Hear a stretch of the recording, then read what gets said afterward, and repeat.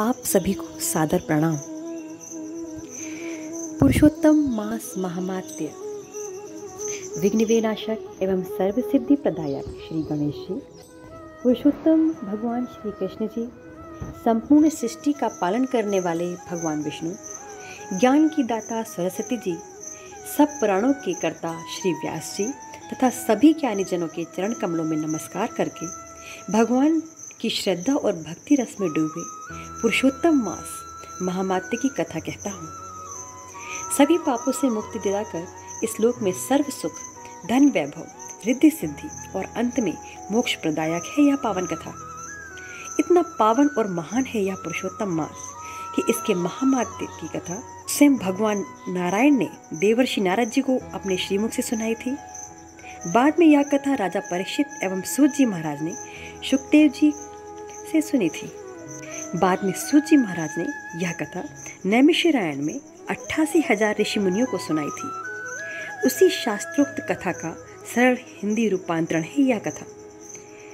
पुरुषोत्तम मास में व्रत, स्नान और इस कथा का नित्य श्रवण करने वाला प्राणी सभी पापों से मुक्त होकर अंत में पुरुषोत्तम भगवान के गोलोक में अनंत काल तक वास करता है और वह सदैव के लिए आवागमन के चक्र से मुक्त हो जाता है। यह स्वयं भगवान का कथन है। पुरुषोत्तम भगवान श्री कृष्ण, भगवान विष्णु और शिव जी परम कृपालु बने रहते हैं। प्रथम अध्याय। वंदे वंदारु मंदारम वृंदावन विनोदितम वृंदावन कलानाथम पुरुषोत्तम अद्भुतम। कल्पवृक्ष के समान फलदाता वृंदावन में विनोद विहार करने वाले अनेक कलाओं के स्वामी श्री पुरुषोत्तम अर्थात भगवान श्री कृष्ण की मैं वंदना करता हूँ। एक समय बहुत बड़ा यज्ञ करने हेतु नैमिषारण्य तीर्थ में देवल, असित, रथितर, ऋभु, कपिल, रैम्य, गौतम, मुत्कल, पैल, सुमंत, पिप्पलायन, सुमति, काश्यप, बुद्ध, बौधाय, वसु, कौंडियन, पृथु, हारित, धूम्र, जावाली, भृगु, अंगीरा, वामदेव, सुतीक्ष्ण, शरभंग, पर्वत, आपस्तभ, मांडव्य, अगस्त, कात्यन, कौशिक, गालव, ऋतु, अत्रि, भृभु, ऋतर्थ, शक्ति, शंकु, संकृत, पंक, विभांडक, गर्ग, कणायु, शनि, जन्मदग्नि, भारद्वाज, भूमप, मौन, भार्गव, कर्कश, शौनक, शतानंद, विशालाक्ष, विष्णुव्रत, जर्जर, जंगम, जय, पार, पाराधर, पूर, महाकाय, जैमिनी, महाग्राव, महाबाहु, महोतर,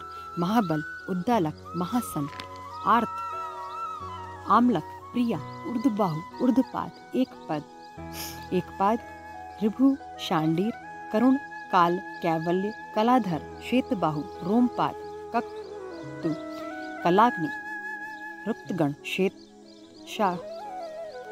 श्वेताश्वर, शरभंग, प्रतिश्रुवा, दुधर, उग्रशील, जलाशी, पिंगल आदि ब्रह्मनिष्ठ और वेदशाठी ऋषि अपने अपने शिष्यों सहित एकत्रित हुए। तीर्थाटन करते हुए सूत जी महाराज भी उसी समय अपने शिष्यों सहित नैमिषारण्य पधारे। उन ऋषि मुनियों ने सूत जी को देखा तो सभी एक साथ आदर के साथ उठ खड़े हुए। मुनिगण हाथ जोड़कर बोले, सूत जी महाराज, आप चिरायु हो, आपके लिए यह मनोहर आसन है, इस पर आप विराजमान हो।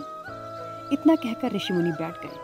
सूत जी के सुख से विराजमान होने पर ऋषि मुनियों ने सूत जी से विनम्रता पूर्वक कहा, हे सूत जी महाराज, आप जिस कथा को सर्वश्रेष्ठ सागर रूप में मानते हो और जो भवसागर से पार लगाने वाली हो, आप वह कथा हमें सुनाने की कृपा करें। ऋषि मुनियों के विनीत भाव से कहे गए इन वचनों को सुनकर सूत जी ने कहा, हे मुनिगणों, मैं आपको ऐसी कथा अवश्य सुनाऊंगा।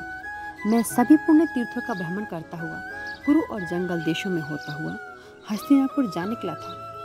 मैंने सुना कि महापुण्यात्मा राजा परीक्षित अनेक पुण्यों सहित अपने राज्य को त्याग कर गंगा तट पर आए हैं। हे ऋषिजनों, वह अपनी शंकाओं का समाधान हेतु गंगा जी के तट पर राजा परीक्षित के निकट गया था। वहां मैंने भगवान के महातेज से युक्त प्रतापी महामुनि श्री सुखदेव जी के दर्शन का लाभ पाया। महामुनि श्री सुखदेव जी को जब अन्य ऋषियों ने दूर से आते हुए देखा तो सब के सब एक साथ हाथ को बांधे खड़े रह गए। श्री सुखदेव जी को उन मुनियों ने अपने बनाए हुए कमल कर्णिका के उच्च आसन पर विराजमान किया। ज्ञान के सागर सुखदेव जी महाराज उस आसन पर ऋषि मुनियों के मध्य प्रकाश सुशोभित हो रहे थे, जैसे तारों के मध्य पूर्णिमा का चंद्रमा शोभा प्राप्त करता है। श्री पुरुषोत्तम मास महामात्य शुक्ल देवागमनम नामक प्रथमो अध्याय संपूर्णम। प्यारे श्रोतागणों, अगले अध्याय का वर्णन आपको अगले वीडियो में सुनने को मिलेगा। सुनने के लिए धन्यवाद।